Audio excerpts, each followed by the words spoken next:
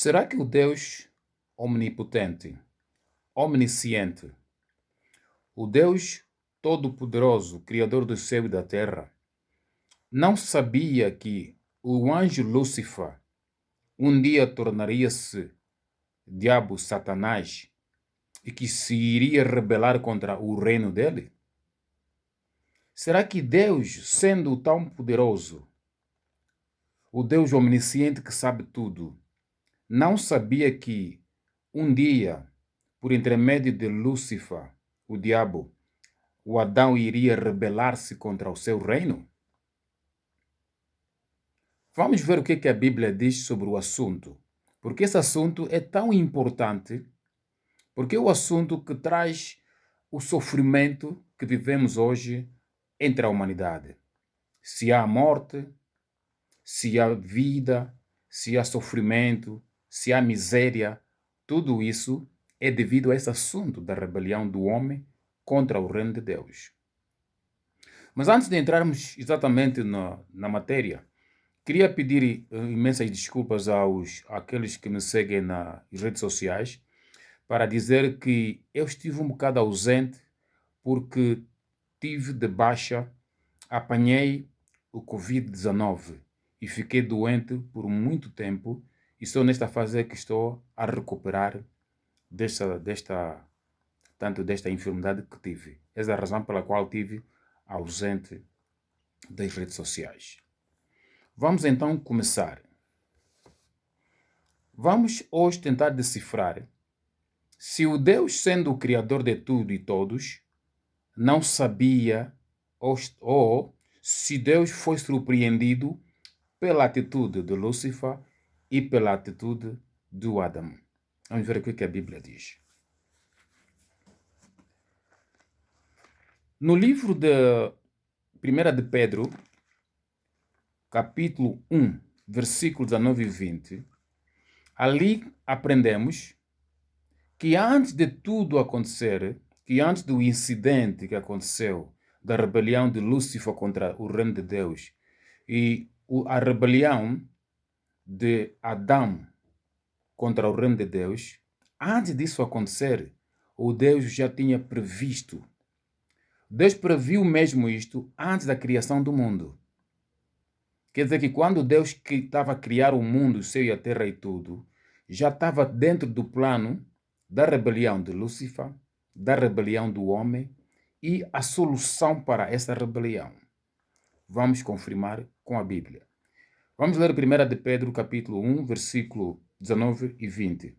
Diz assim: Mas com o precioso sangue de Cristo, como de um cordeiro imaculado e incontaminado, o qual, na verdade, em outro tempo foi conhecido ainda antes da fundação do mundo, mas manifestado nestes últimos tempos por amor de nós, ou de vós.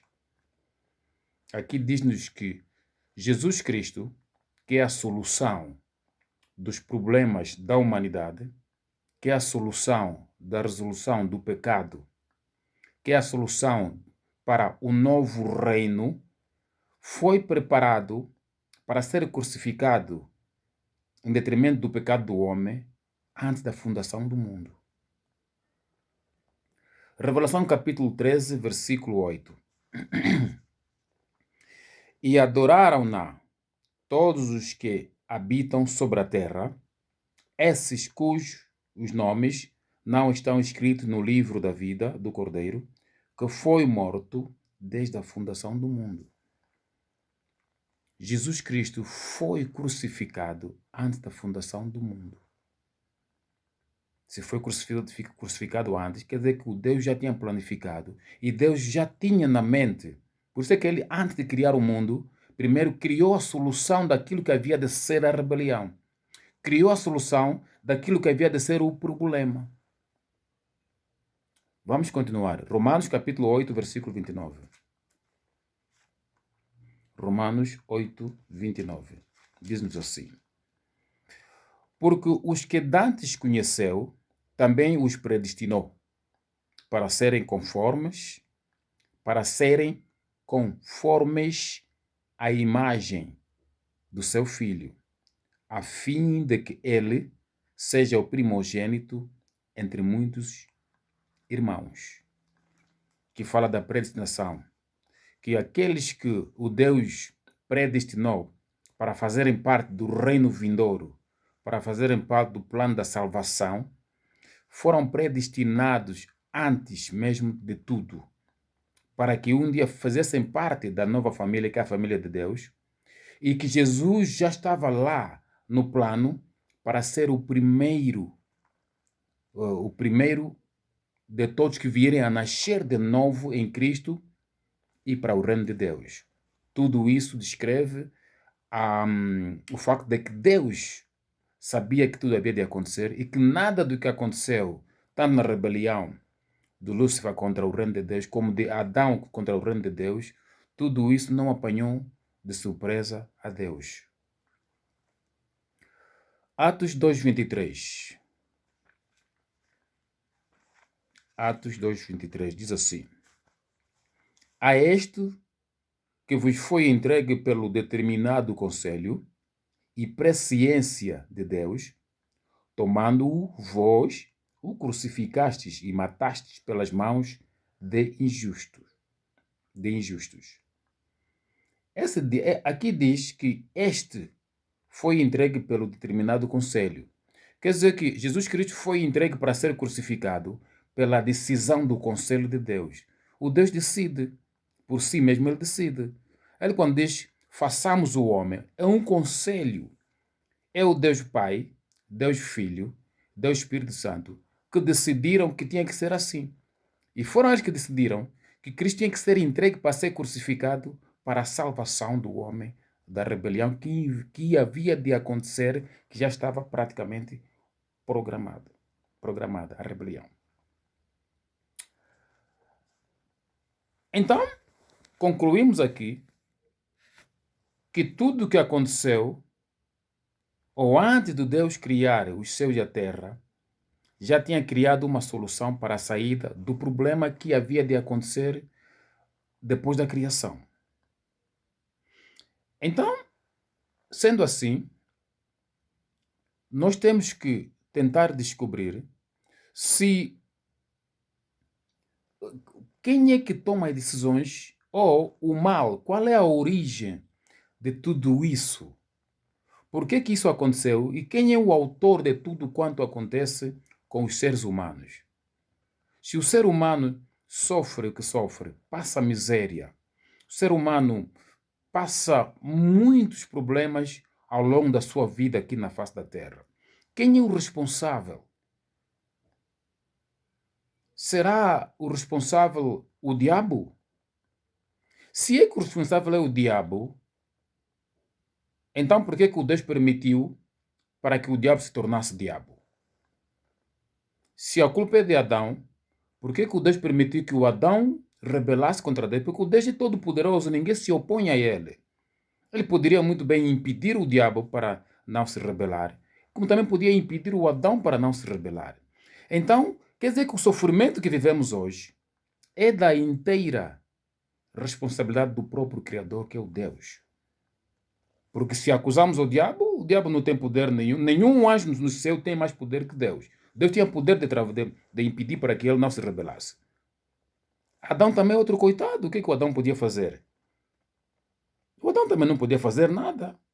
Porque o Deus é todo poderoso, podia muito bem o Deus evitar. Vamos ver o que tanto a Bíblia diz sobre a soberania de Deus, o poder, o total poderio de Deus. O que Deus, até que ponto Deus é poderoso? Vamos descobrir através da Sagrada Escritura. Vamos abrir o livro de Isaías, capítulo 45, versículo 5 e 7.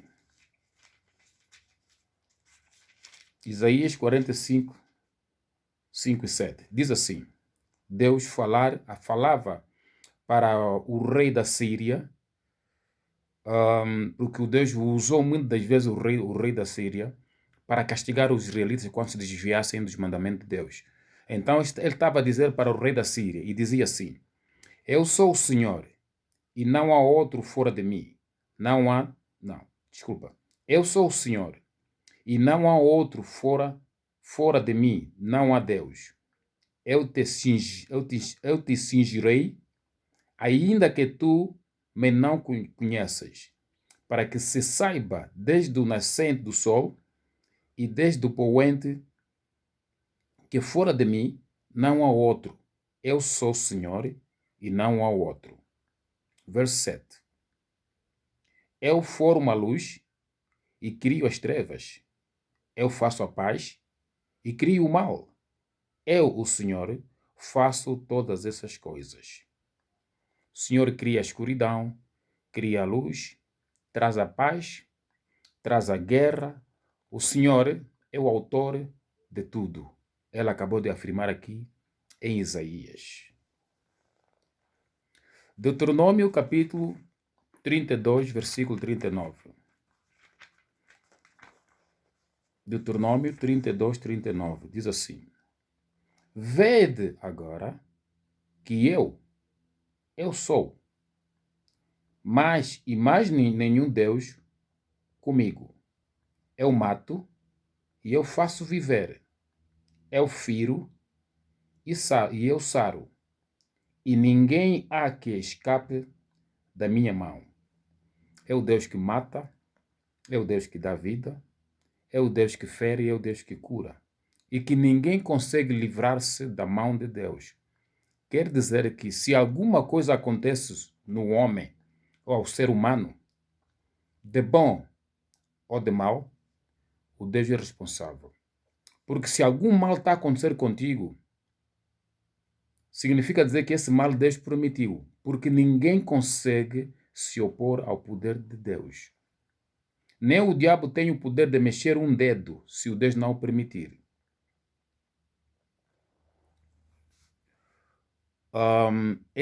Êxodos, capítulo 4, versículo 11. Diz assim: E disse-lhe o Senhor: Quem fez a boca do homem? Ou quem fez o mudo ou o surdo? Ou o que vê ou o cego? Não sou eu o Senhor? Aqui o Moisés estava a querer argumentar com Deus, porque não queria ir cumprir a missão que Deus estava ali a lhe colocar, que é ir ao Egito, libertar o povo de Israel que estava lá a sofrer. E ele estava a dizer que eu não tenho boca, não sei falar, eu sou gago, etc, etc.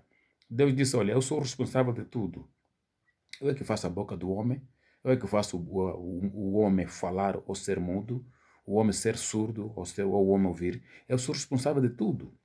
Eu é que torno o homem mudo ou surdo. Portanto, vá, que eu irei permitir ou irei dar poder de você fazer o trabalho que te mando fazer. Quer dizer que se alguém é mudo, o Deus permitiu que essa pessoa fosse mudo ou muda. Se alguém é surdo, Deus permitiu que assim fosse. Tudo para a sua glória. Sim, para a sua glória. Vamos ver o que diz o livro de João, capítulo 9, versículo 1.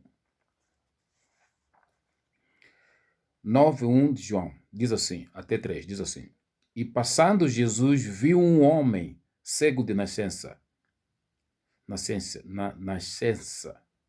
E os seus discípulos lhe perguntaram, dizendo: Rabi, quem pecou, este ou os teus pais, para que nascesse cego? Jesus respondeu: Nem ele pecou, nem seus pais, mas foi assim para que se manifestassem nele as obras de Deus. Quando Jesus Cristo caminhava pelas ruas de Israel com os seus discípulos, eles perguntaram: Mestre, esse cego que nasceu, esse senhor que nasceu cego, será que ele cometeu o pecado ou os seus pais cometeram o pecado? Jesus respondeu: Não, nem ele nem os seus pais cometeram pecado. Quer dizer que para um mal ou um bem acontecer em ti, você não precisa fazer nada de especial. Senão a glória seria para ti. Esse homem nasceu cego, o Deus fê-lo porque queria, por intermédio desse homem, demonstrar o seu poder. Foi isso que Cristo respondeu. Como? Porque esse homem depois foi curado pelo Jesus. Jesus curou essa cegueira de nascença. Jesus curou. E como resultado dessa cura, todo mundo glorificou a Deus. Daniel capítulo 4, versículo 35. Daniel 4:35 diz assim.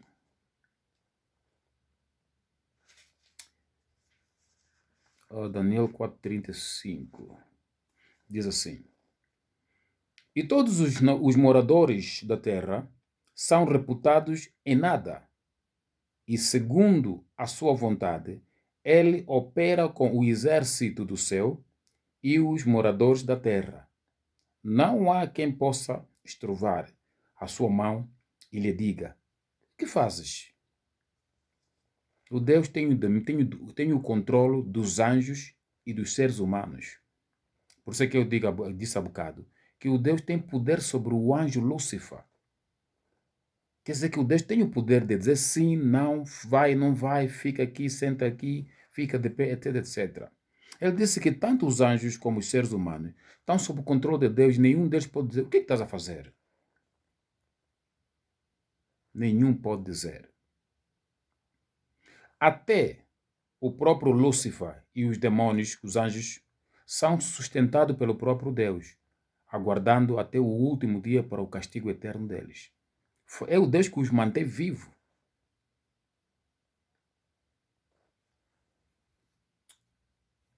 Primeira de Samuel 2, versículos 6 e 7.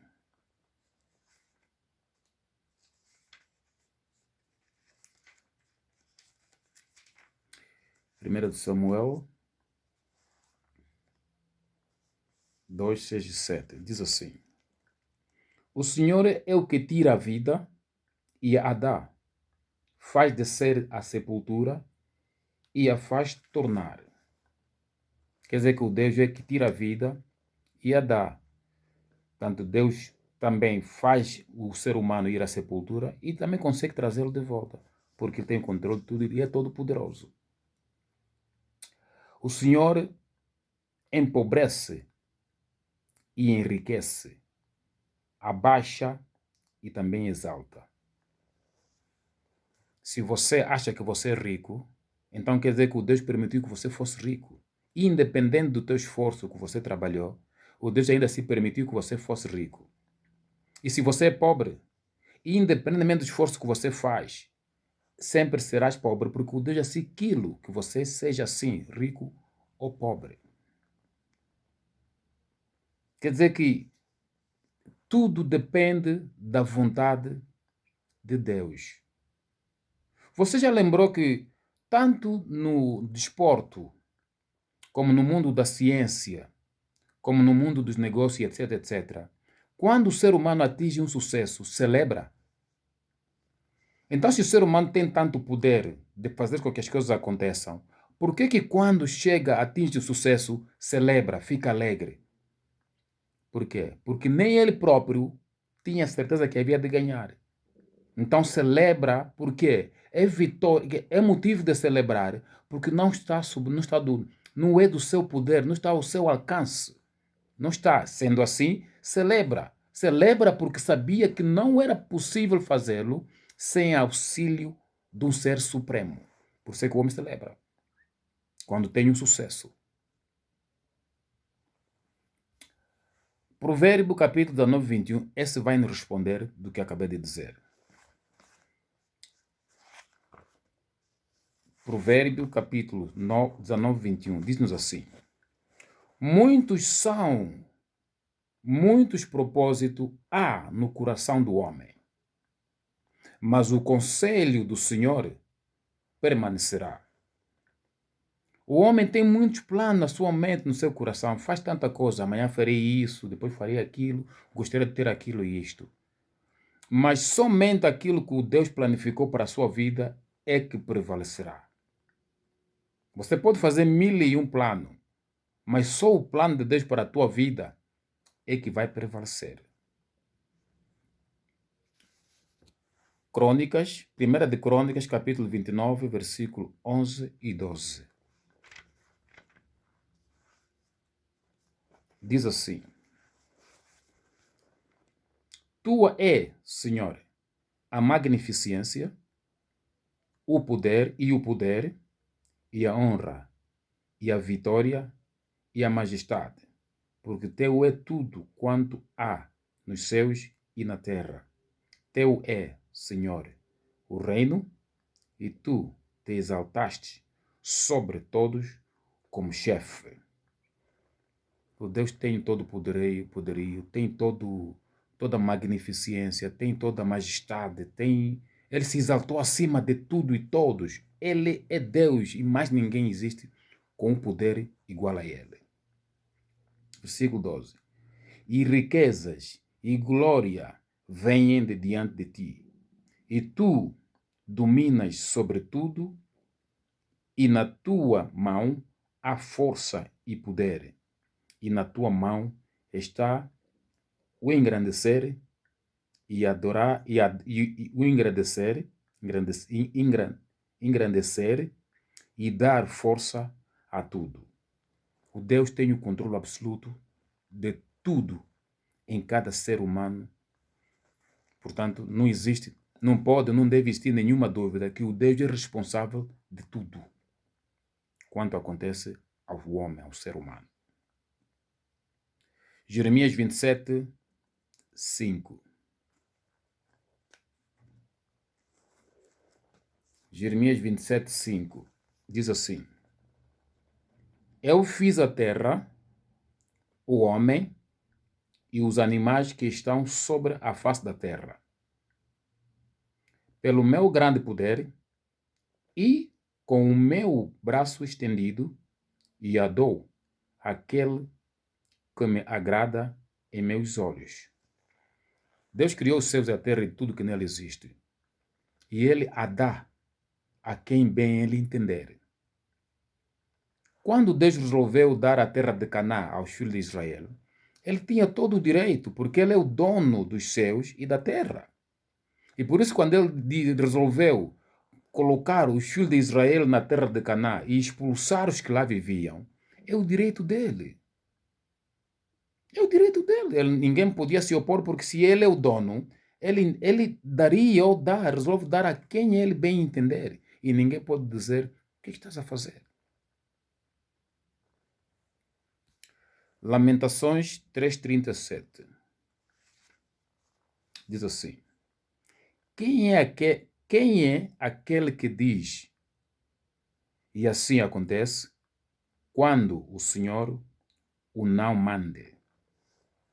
Quem é que pode dar ordens em qualquer coisa que seja, se o Senhor não o mandou ou não o permitiu, ou se o Senhor não concordar?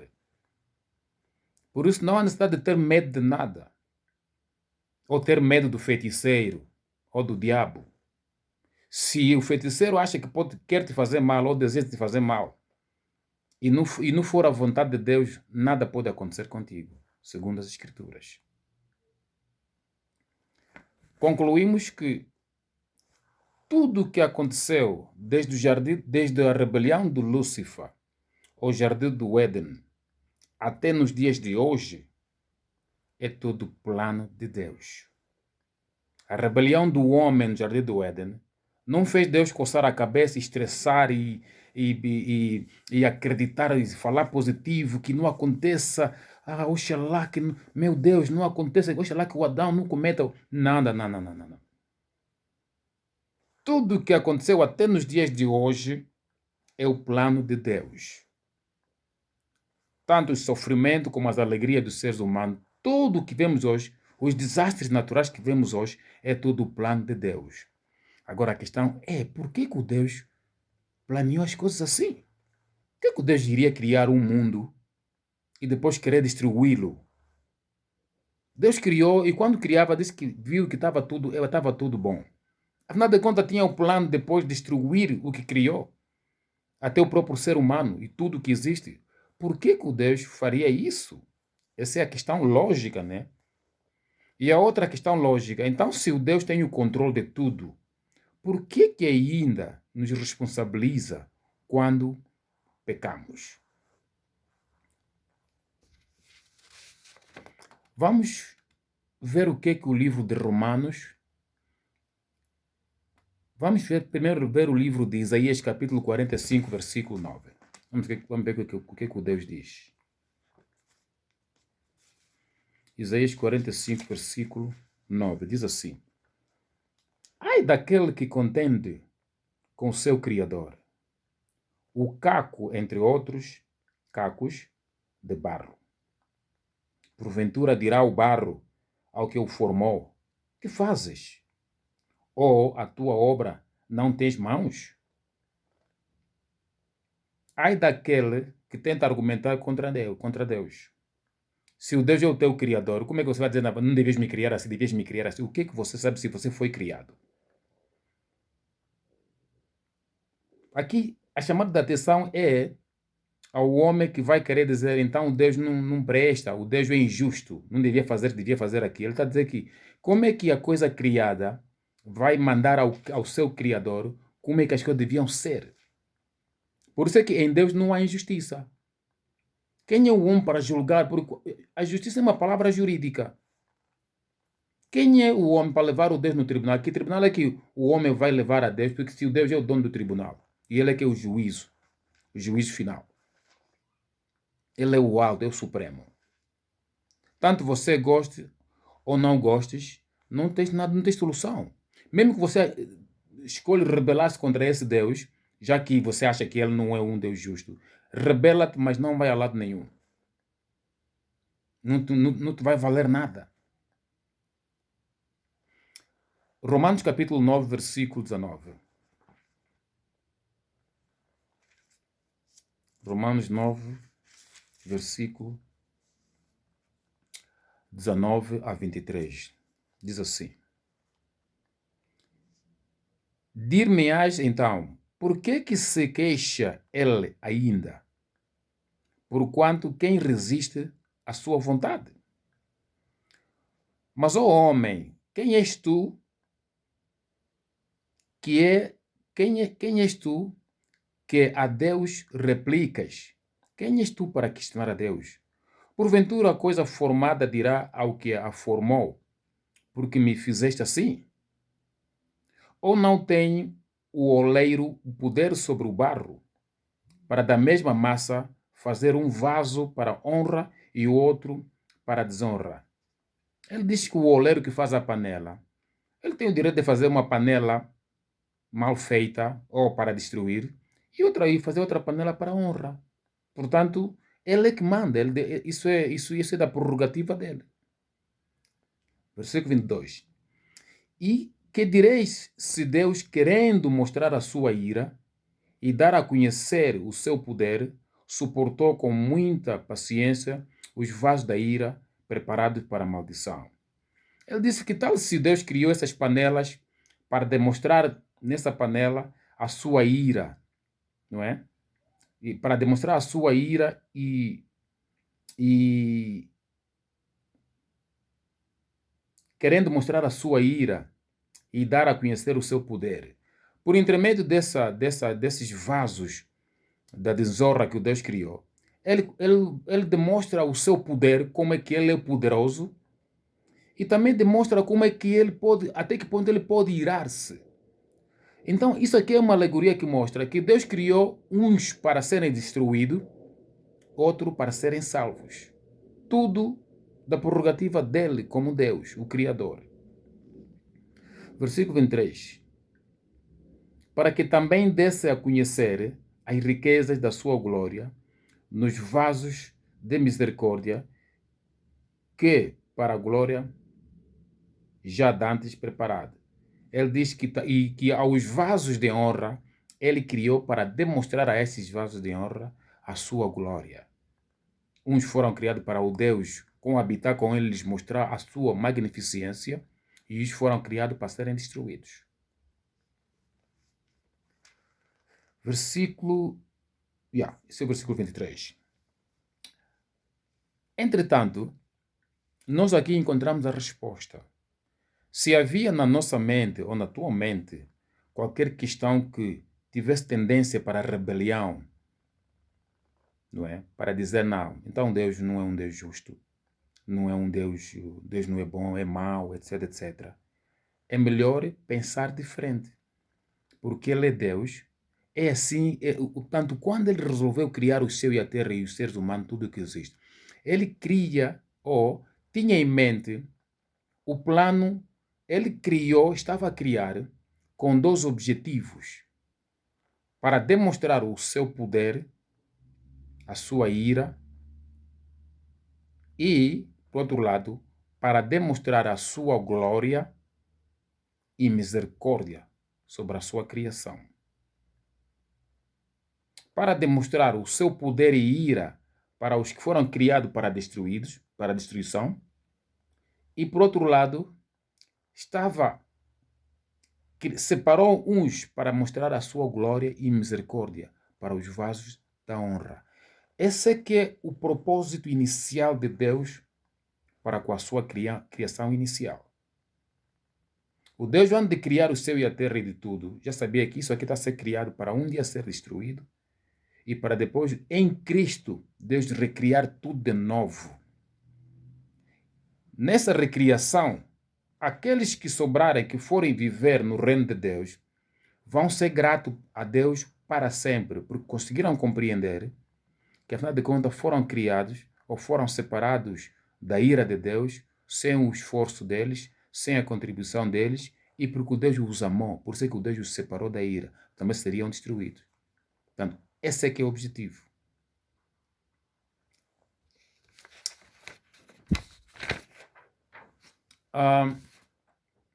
Antes de continuar, gostaria de tecer aqui algumas considerações. Fiz aqui umas notas que eu gostaria de ler, só para poder reforçar as passagens que acabamos de ler aqui.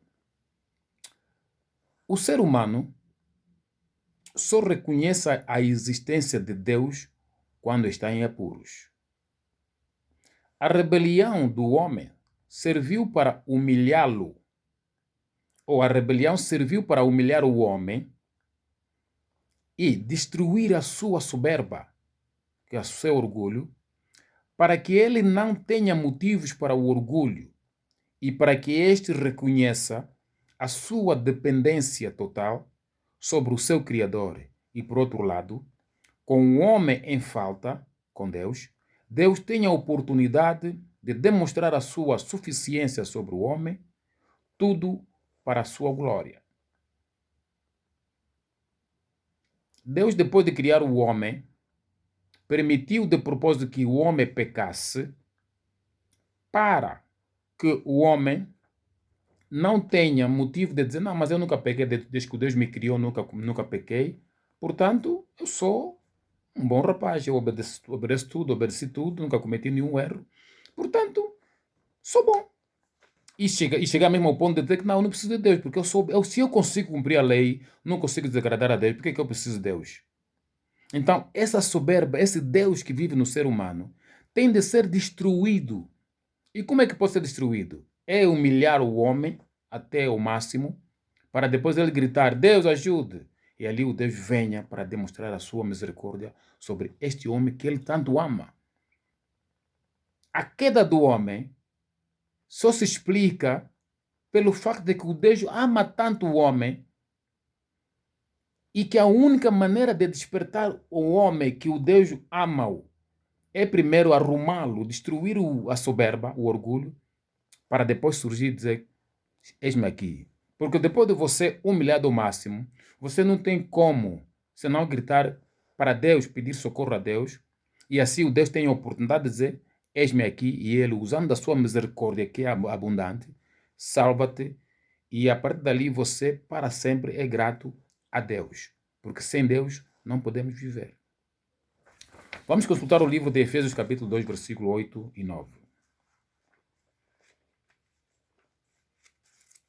Efésios 2,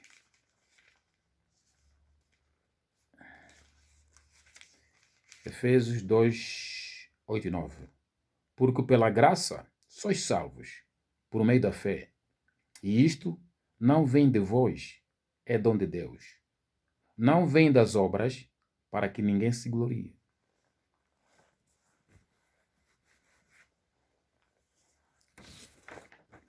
Vamos continuar com as notas que eu fiz para o melhor entendimento. Até o homem altivo e incrédulo torna-se crente no momento da aflição. Deus só tem a atenção do homem nesses casos, para dizer que Deus criou tudo, incluindo o próprio homem, para a sua glória. Sendo assim, Deus entendeu na sua soberania e onisciência de que a aflição seria a forma de trazer o homem para si mesmo e fê-lo colocando em primeiro lugar o homem debaixo da desobediência, para no fim usar da sua misericórdia para com o homem, tudo para a sua glória. Eis a razão da rebelião do anjo Lúcifer e a queda do homem. A base da história é o amor de Deus ao seu nome e, por último, o amor ao homem. Vamos consultar o livro de Romanos, capítulo 9, versículo 11 a 18. Romanos 9, 11 a 18. Diz assim: porque não tendo eles ainda nascido, nem tendo feito bem ou mal, para que o propósito de Deus, segundo a eleição, ficasse firme, não por causa das obras, mas por aquele que chama. Ela aqui tirou o exemplo de que os gêmeos, que é o Jacob e o Esaú, ainda estavam na barriga da sua mãe, ainda não tinham nascido. Deus já tinha determinado. Foi-lhe dito, e disseram à mãe, foi-lhe dito a ela, o maior servirá o menor. Como está escrito, amei a Jacó e aborreci a Esaú. Então, esses dois rapazes bebês, são gêmeos, estão na barriga da sua mãe. O Deus já determinou que o mais velho servirá ao menor. Nenhum dos dois mereceu nada de mal ou de bom. Ainda não nasceram, não fizeram nenhuma obra para Deus determinar quem é o bom, quem é o mau, quem merece o quê, ainda não. Mas Deus já havia determinado. E a seguir, essa mensagem foi dita à mãe, né? Tanto que estava grávida dos gêmeos. E está escrito no versículo 13, diz que Deus, antes dos dois nascerem, Deus já havia dito que eu amei a Jacó e odiei ou aborreci a Esaú. Esses ainda não tinham nascido. Para o Deus decidir com base no comportamento ou nas obras, o Deus disse que eu amei a Jacó e odiei a Esaú. Isso é para mostrar que a tua e a minha salvação está predestinada antes de nascermos neste mundo. Deus já nos escolheu, já nos predestinou em Jesus antes da criação dos céus e a terra. Significa isso dizer que não é pelo bom comportamento ou mau comportamento que o Deus vai nos escolher, mas sim pela sua presciência. O Deus nos escolheu, nos predestinou em Cristo, não é porque merecemos. E também o Deus destinou-os para a destruição, não é que fizeram alguma coisa para merecerem. Então, não depende do comportamento do homem, mas sim daquele que elege. Quer dizer que depende de Deus. Por isso, se hoje você ouve o Evangelho de Cristo, ouve esta mensagem, não endureça o teu coração. Significa dizer que você é um dos predestinados para a salvação. Abra o coração, receba a mensagem do Evangelho, para que o Cristo entre na sua vida e seja salvo. Conforme o livro de Hebreu avisa, se hoje ouvir a voz, não endureçais os vossos corações. Versículo 14. Que diremos, pois? Que há injustiça da parte de Deus? De maneira nenhuma. Lógico, os seres humanos, nós os seres humanos, ao ouvir essa mensagem, vamos dizer, não de conta Deus não é justo, isso não se faz. Pois, não confie nas tuas emoções. A palavra de Deus não se aplica nas emoções, mas aplica-se naquilo que é a vontade de Deus. Essa é que é a reação imediata. Deus não é justo. Como é que odeou o Esaú e amou a Jacó se o Esaú não fez mal nenhum? E também como é que resolveu amar a Jacó? Jacó também não fez nenhum bem para merecer. Deus não é justo. Pois, então está aí a resposta. Deus não é injusto de maneira nenhuma. Versículo 15. Pois diz a Moisés, Deus falou a Moisés, compadecer-me-ei de quem me compadecer, e terei misericórdia de quem eu tiver misericórdia. Essa é a soberania de Deus.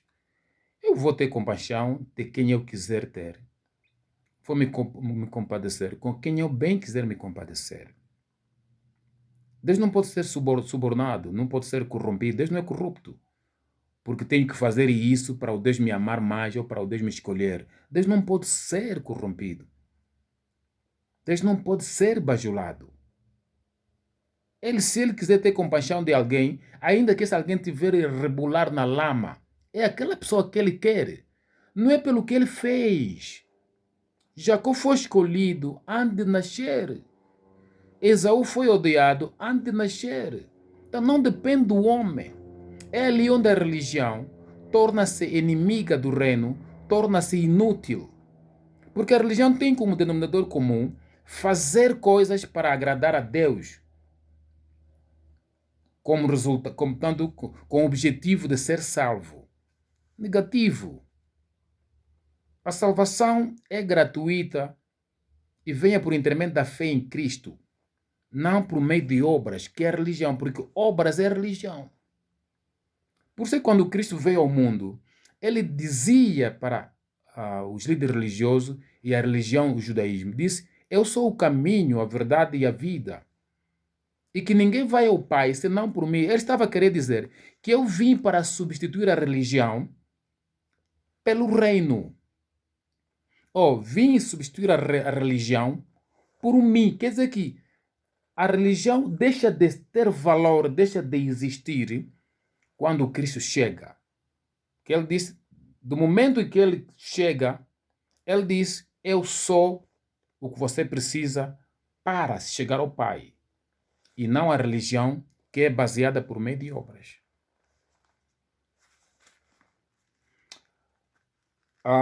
Versículo 16.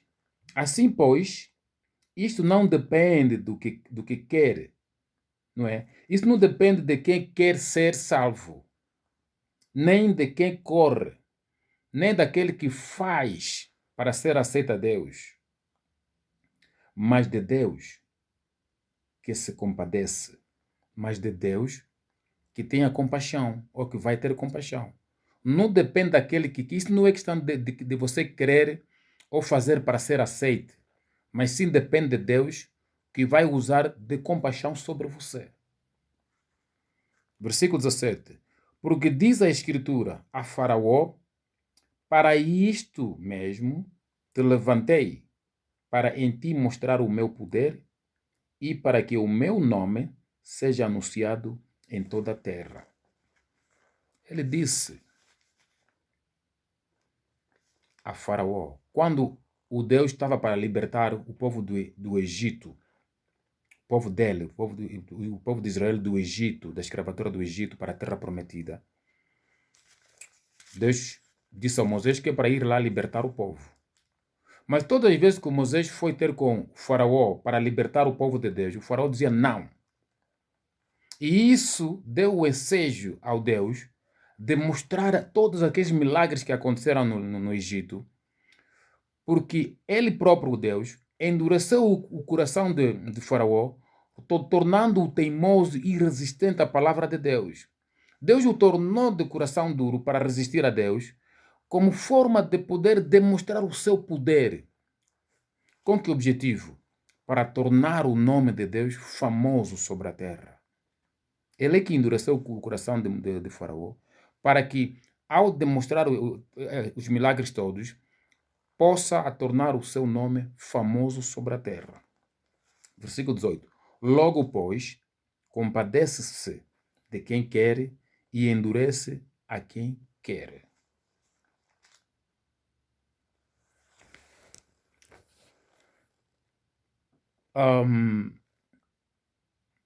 Continuando com as considerações. Portanto, a salvação não depende do homem, mas de Deus, que segundo o seu plano e propósito, elege os seres humanos. A responsabilidade do homem surge a partir do momento da sua salvação. E esta responsabilidade é viver pela fé, o que significa depositar toda a tua confiança naquele momento naquele que te elegeu para ser seu em todas as circunstâncias da tua vida. Significa dizer que a única coisa que o homem tem para cooperar com Deus é no momento em que você está salvo. Quer dizer que primeiro você tem que ser eleito ou escolhido por Deus. E uma vez que você pertence a Deus, a tua responsabilidade e obrigação é confiar em Deus, confiar naquele que te elegeu, confiar naquele que te chamou. Qual é a confiança? É ter fé. Se você cai, se levanta, se sofres, se vives em paz, na tristeza, na alegria, no pecado, na obediência, em tudo confias em Deus. Essa é a única coisa que vai alegrar a Deus.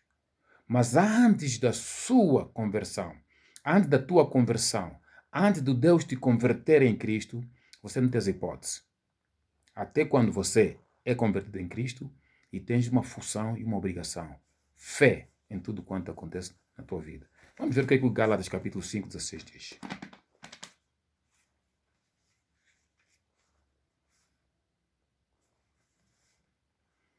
Digo, porém, andai em espírito e não cumprireis as concupiscências da carne.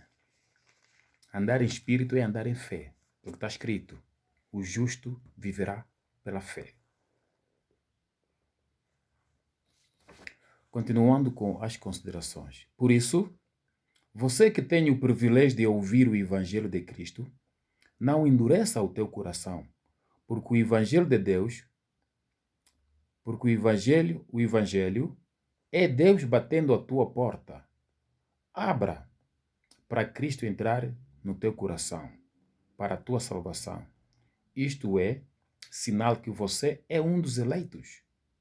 Conclusão. Foi o próprio Deus que, por causa da sua glória e amor a ti, permitiu a desobediência para no fim demonstrar a ti o seu poder e misericórdia. Vamos ver o que a Bíblia diz sobre isso, sobre essa passagem. Romanos, capítulo 11, versículo 32. Porque Deus encerrou a todos debaixo da desobediência, para com todos usar de misericórdia. Deus programou trazer toda a humanidade debaixo da desobediência, para no fim usar da sua misericórdia sobre a humanidade, ou sobre aqueles que são os vasos de honra. Quer dizer que a queda do homem é o plano de Deus, ou foi o plano de Deus, para poder trazer o homem debaixo da desobediência, que é para depois o homem vir mais tarde e mostrar a sua misericórdia sobre o homem. Desta forma, o homem será grato para sempre a Deus, porque foi humilhado, foi destruído, a soberba do homem foi destruída na queda, na desobediência, para que o homem não tenha orgulho, não tenha como se orgulhar. Então, você primeiro peca. Quando Cristo chegou, encontrou toda a humanidade em pecado. E ele veio para nos libertar desse pecado. Esse gesto não tem outra reação da parte do homem senão estar grato. Porque toda a humanidade estava condenada ao inferno depois da rebelião. A única forma que o homem tem para escapar do inferno é por intermédio de Jesus. Assim, o Deus tem a glória garantida, porque todo aquele que for salvo para o reino de Deus vai glorificar a Deus para sempre. Vai ser grato a Deus para sempre. Por quê? Porque ele não tem como se orgulhar. Ele pecou, não conseguiu obedecer à lei de Deus, pecou. O Deus venha, perdoa. O que você vai fazer, senão dizer obrigado a Deus? Se gostou dessa matéria, mais matérias virão. Por isso eu lhe peço para subscrever e ativar o sino para que todas as vezes que houver uma nova matéria, tenha acesso sem demora. Obrigado pela vossa audiência. Deus abençoe.